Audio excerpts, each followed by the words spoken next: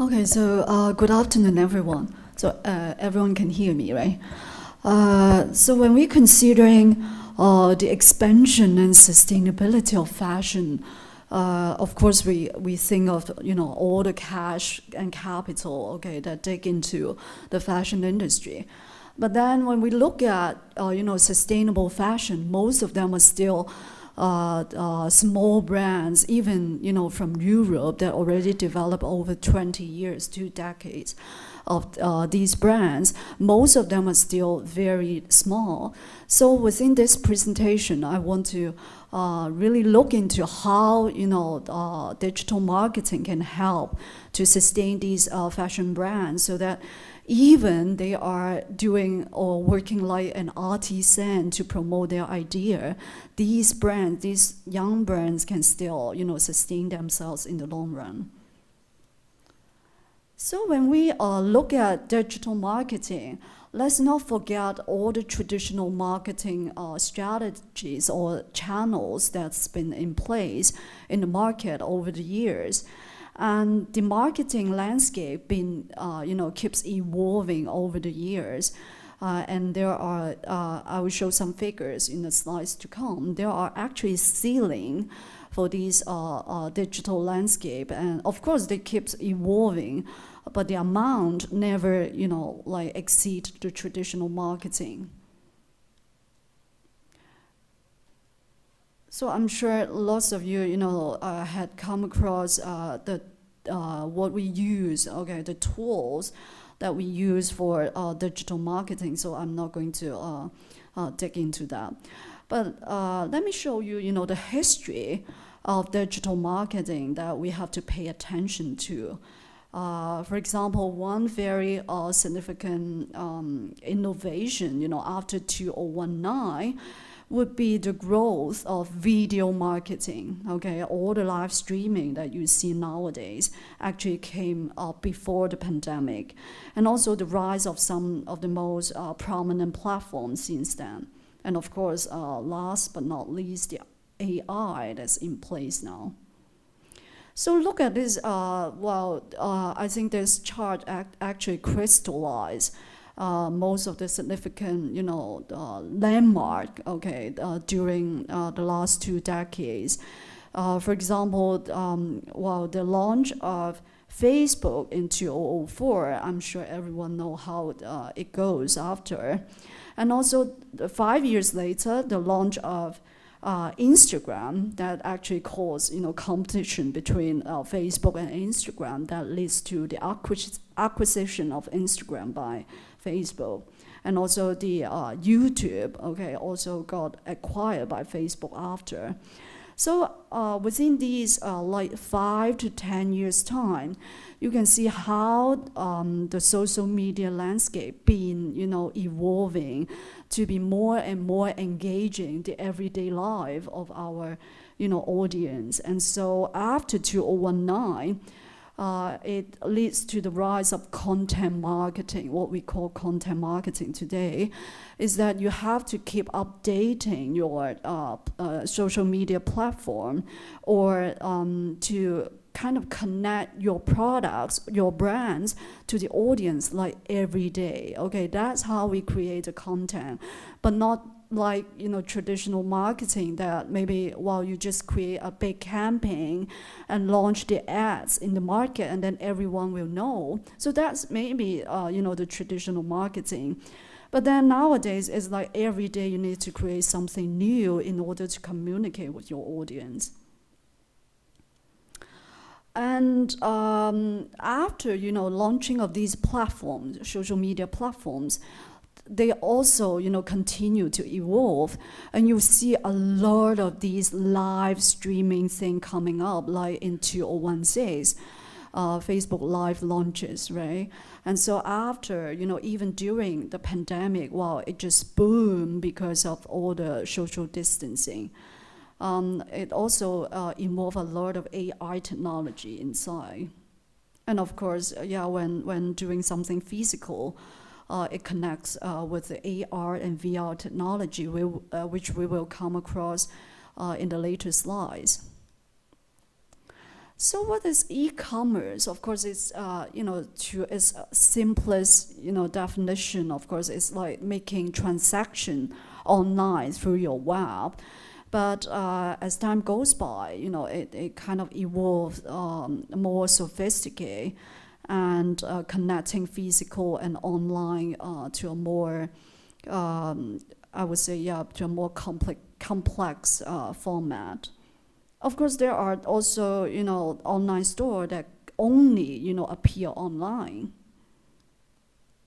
For example, this Blue Fly from America, and also Net-a-Porter from UK, which is the most, I would say, in terms of design and navigation, is the most complete and elegant site that you can find.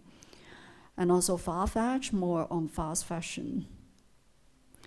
So you can see from all the figures, while fashion basically constitute the most, the top online shopping categories among all other products that you can find, consumer products. And while, during the early 2000s, the market actually feel a bit skeptical about, doing fashion online or buying, fashion items online, is because of that you normally have to try on or fit into a fashion piece in order to buy it. But then as time goes by, all the visual impact or the visual cultures that contribute to basically the rise of all the fashion and all the cultures that you find online. The other products, seemingly, when basically comparatively, you don't see is so, visually impactful. But fashion, with all the videos, models, design, well, you find it really intriguing when seeing online. And so it becomes, after just maybe a decade, it becomes the largest in the market, in the online market. So we mentioned about live streaming, which is a really is already not an upcoming trend. It's already the trend, and from online streaming, it really depends on a large part to the KOL or the celebrity involved, and so it actually connect back to our stardom, the star culture. Back in the old days, but it turns simply online, and nowadays not only pretties can be this kind of celebrity online. So live shopping, which means you can directly buy from looking at the live streaming and make but some buying decision immediately and also real time around the world. So it just makes everything ubiquitous. And you can see from these very significant figures that how the developing countries been growing over the past decade on all the live streaming purchase, especially from the two biggest population in the world, China and India. So basically the East, the Asia, been dominating this market. Of course, in America and also in Europe, this kind of marketing tools or techniques been around the place for some time already, but you don't see that kind of big boom until the introduction of TikTok, which is basically a Chinese technology, right? But from China and India, from these with super huge population and big data, then you can see, the numbers been booming over just how many years. You can see just few years, 3 years, the number been multiplied by several folds. So it will just continue to grow in the years to come. And then for sustainable fashion, definitely, a big market to explore. And so here, it also comes a little bit more about the figures in China. I'm sure a lot of you have been coming across these, KOL selling, some big brands, lipstick or fashion items, luxury items online. They just couldn't stop their broadcast. Otherwise, your fans will leave you. So it's a pretty tough and harsh industry, but it just couldn't stop because the figure's been so large. So you can see Douyin, okay, the Chinese version of TikTok. Well, all these contribute to really, really huge figures. So when it comes to the GMV, okay, so you can also see all the growth. So I'm not going to dig into that. So the figures already tell the truth. So another very big trend over the past 2 to 3 years due to pandemic is the Web 3.0. These areas are still yet to be promoted and explored for sure, because not everyone are used to the rise and fall of the NFT values or cryptocurrencies, which is really crazy over the past few years. But then it really opened up another really broad opportunities for designers or visual creators in images, music, artwork, apparel, and videos. Okay, all these are from the creative industries, and that we are all actually stem from these backgrounds. So it really got a close tie with our industry. So when we talking about Web3, let's not forget the physical part, because there's still a lot of items. For example, our products, our apparels, they are all physical. And also the human being that interact with the screen, we are all physical, okay? So when we're talking about Web3, it's not entirely digital. But definitely we are looking to bring all this digital experience to a physical space. So that's how we come to the term of immersive experience, or these kind of interactive or personalized experience. And we will go deeper, in later slides. And so one of the most best experience or benefit from Web3 technologies that it enable a secure and transparent interactions and ownership of your IP. So that one is basically the most attractive point to attract creators to get into the market. And of course, most of all is the community engagement. More and more people have been spending their time on their mobile, so definitely a big community, virtual community there. And concerning to use, Web 3.0 in marketing tool, a lot of the big brands being the leaders, okay. Of course, they got the capital, the money, okay, to play the games.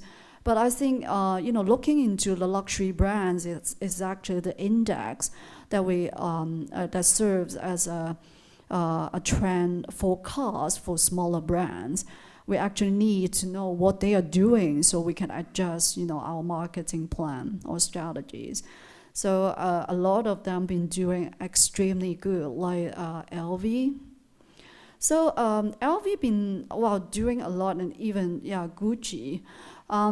They've been playing around the Web3 landscape quite a while.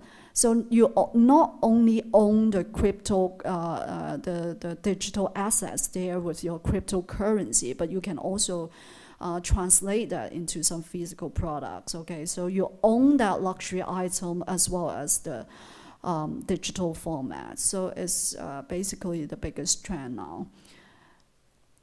And of course, the connection with artists or big names, okay, in the market to turn their actual wonderful pieces into digital currency. So the one with Kusama, I'm sure everyone knows about the campaign earlier this year. And it's like appearing like everywhere in the world, not only the digital form, but also physical. And all the big screens, 3D big screens that occupy the streets. So all these been while making the entire campaign not only to those art lovers or collectors that only see the physical format, but also those, making it playful and gamify the whole thing online. And I would like to, talk about Damien Hirst, which is a really, really good example of how a traditional artist been turning his work into, NFT and still continue to sell really good. Everyone knows Damien not only, creating really big sculptures, but also the interest of him making prints in UK. A lot of, maybe in Asia is not that popular for buying prints because the quality of prints in Asia is actually not that well. But for UK, there are all sorts of techniques for making prints and making that prints a really treasurable items. And Damien Hirst been working with a gallery in London called Henny in producing a lot of really good quality prints. I think in the past 5 years, and because of these fine quality that also present in digital format, he's been selling really good in NFT format as well. So there's a lot that we can learn from these big names. Of course, they are KOL in the market.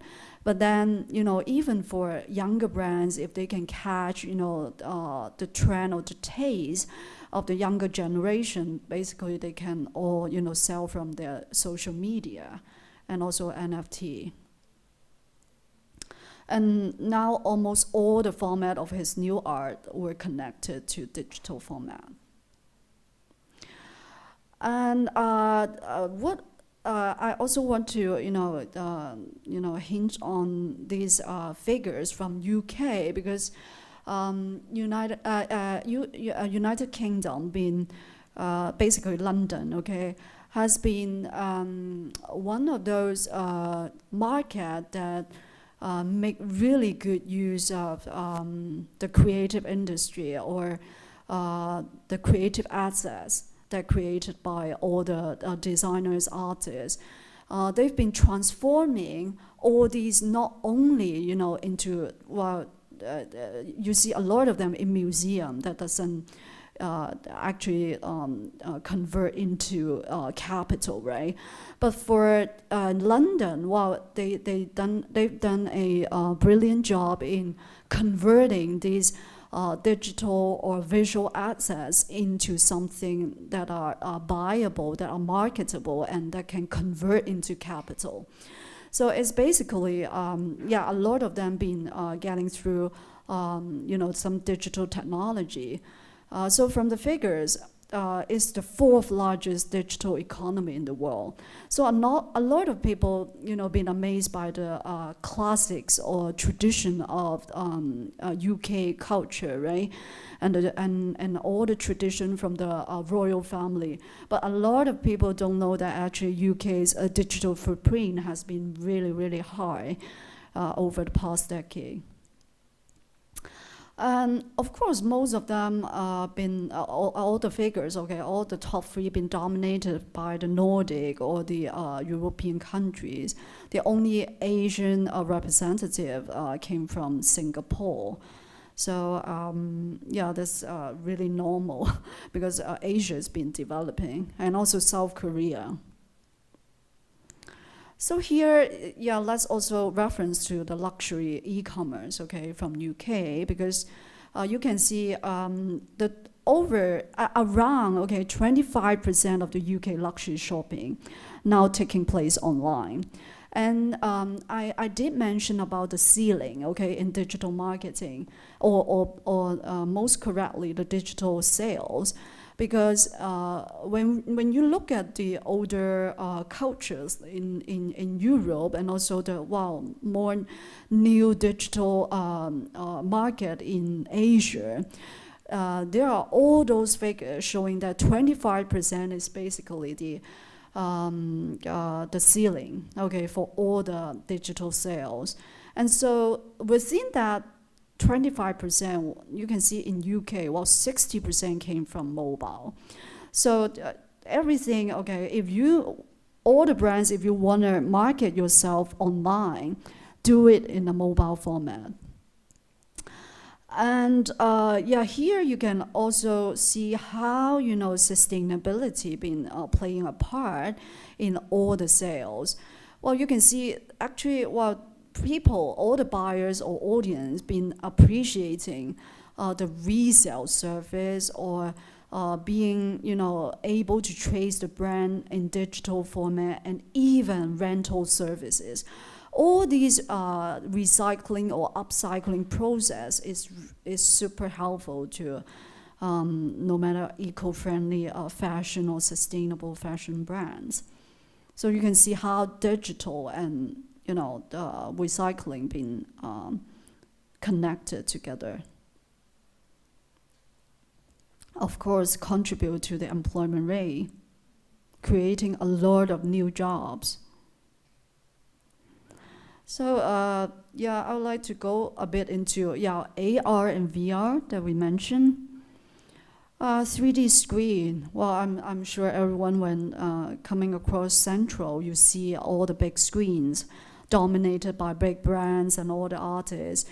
And it basically started from by a Korean team back in 2017, so not long before pandemic. And after this 3D ads been out during that year, I think every other brand's been trying to do the same. So now it's not something new, but then with that screen, it also dig into another really popular tool, which is the immersive exhibition that we see. And one of the most popular team would be from Japan, called TeamLab. I'm sure a lot of young people will love their work. And they've been doing a lot of amazing digital presentations in the past decade. Yeah, and all these, immersive kind of experience will even connect to catering. And marketing is all connected to sales, so we have to look at the figures and how these really expensive hardware have been contributing to the sales. And you can see it's just stunning.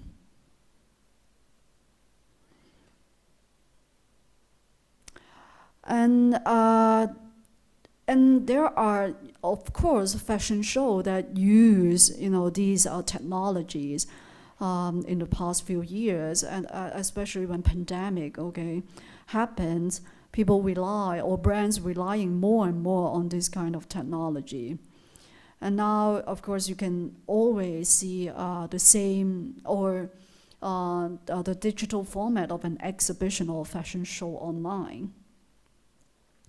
And also the virtual dressing rooms.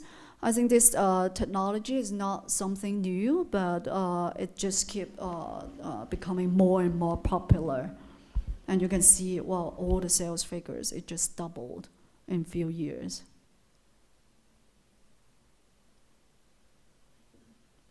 Yeah, when people, from the beginning, people have been really skeptical about, getting fit online. But when they, try buying once or twice and getting the right fit, then they began to trust this kind of technology. So it's just a matter of time. And if you recall the timeline of the history of digital marketing, it takes around a decade, for these to get into the popular market. yeah, for shoes even.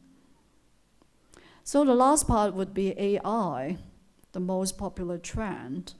So I'm sure a lot of you know that AI been playing a part in our online searching already, and a lot of them been are working to help business without letting you know that, oh, these information being contributed or suggested by AI, but they already, been your everyday life.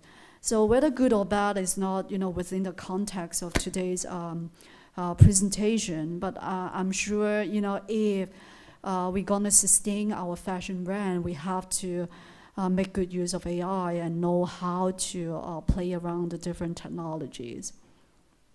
And suggest you to go to T Fashion, an open source that you can trace some of the most significant forecasts of fashion data online with AI technology. So I'm sure for people running your own brand, you need all this technology to speed up your promotion and marketing. Okay, so basically that's the end of today's presentation. Hope it helps you to run your own brands. Thank you.